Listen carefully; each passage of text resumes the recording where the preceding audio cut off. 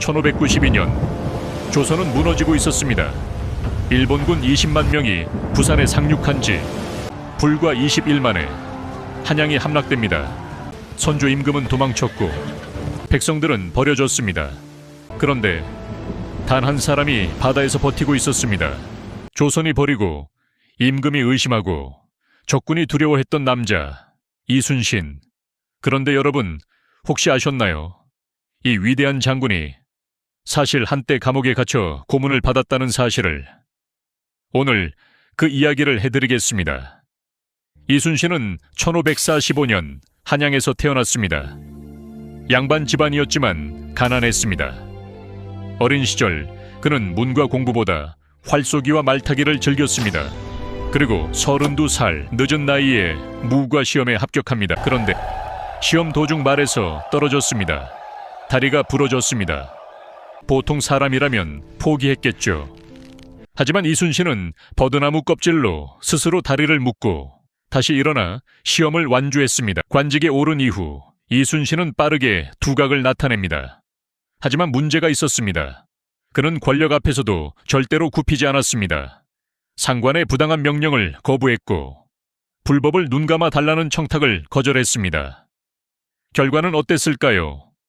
좌천, 또 좌천, 그리고 또 좌천. 조선은 이순신이라는 인재를 스스로 짓밟고 있었습니다. 1591년 임진왜란이 일어나기 딱 1년 전입니다. 당시 영의정 류성룡이 선조 임금에게 한 사람을 추천합니다. 전라좌수사로 이순신을 임명하십시오. 파격적인 발탁이었습니다.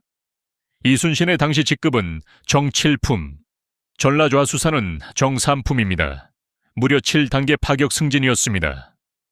발탁된 이순신은 쉬지 않았습니다. 거북선을 만들었습니다. 군사를 훈련시켰습니다. 무기를 점검했습니다.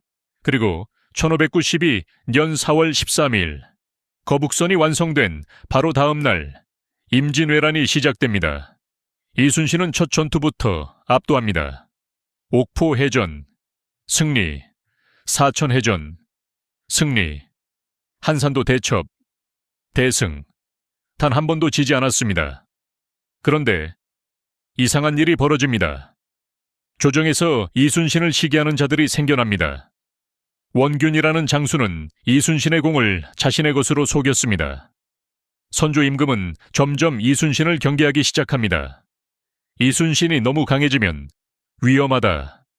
1597년 조정은 이순신에게 터무니없는 명령을 내립니다. 당장 출격하라. 하지만 이순신은 압니다.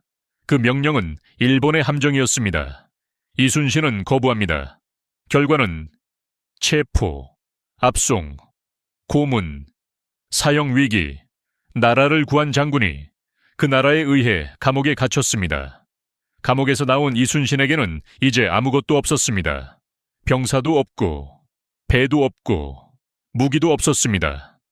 그런데 그는 단 13척의 배로 333척의 적함과 싸웁니다. 그것이 바로 명량대첩입니다. 어떻게 가능했을까요? 이 편에서 그 비밀을 공개합니다. 지금 구독 버튼을 누르시면 절대 후회하지 않으실 겁니다.